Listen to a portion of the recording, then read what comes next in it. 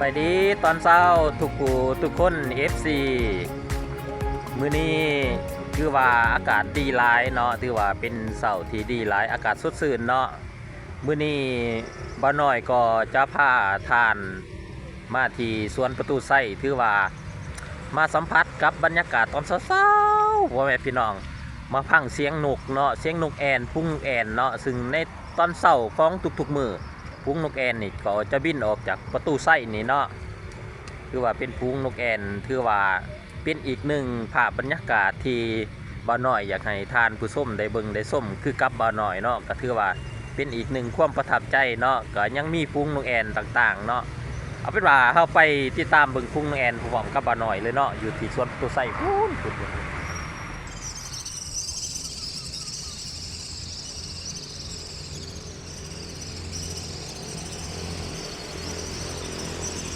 นี่เขาก็จะได้ยิน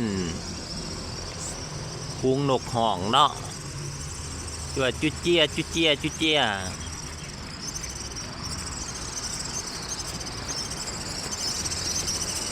ถือว่าหลายเนาะถือว่าหลายพันโตซึ่งในทุกๆเสาร์ของแต่ละมือก็จะเป็นลักษณะแบบนี้เนาะถือว่าพุงนกแอ่นก็จะตื่นเนาะตั้งแต่6 โมงก็จะมีความยูเนียของพุงนกแอ่นอยู่ที่ประตูไส้แห่งนี้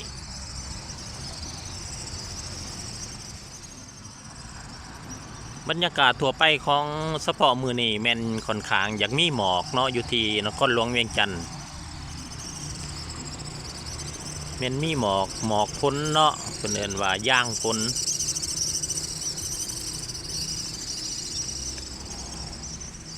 ในทุกๆซอกเฮาก็จะเห็นพ่อแม่ประชาชนมาออกกำลังกายเนาะ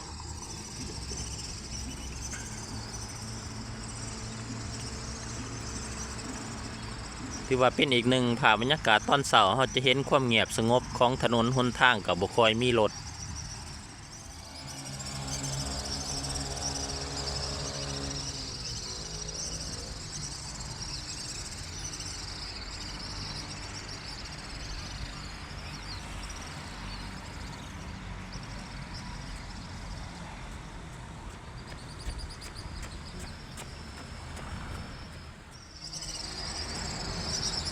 พอพุงนกแอ่นก็จะอยู่ตามหลืบตามสอบ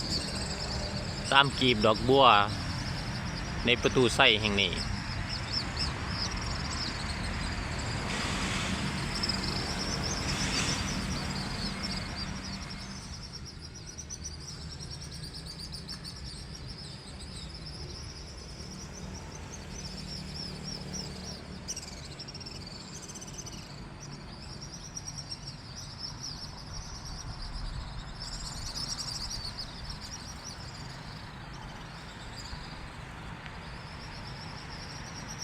เดี๋ยวเขาจะพาทานเขาไปเบิ่งทางด่านกล่องเนาะทางด่านกล่องประตูไส้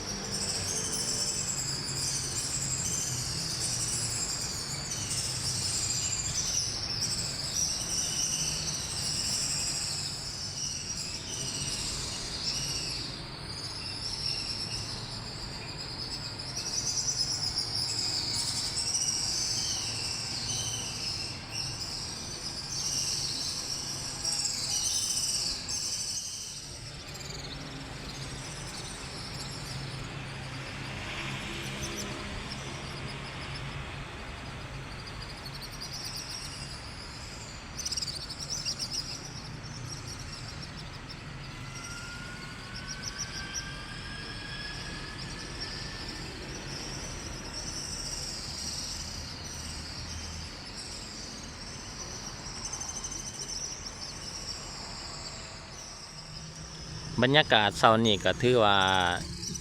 อยู่ที่นครหลวงเวียงจันทน์ก็มีหมอกน้อยหนึ่งเนาะพ่อแม่พี่น้องถือว่าอากาศสดชื่นหลายมีหมอกปกคลุมหน่อยหนึ่ง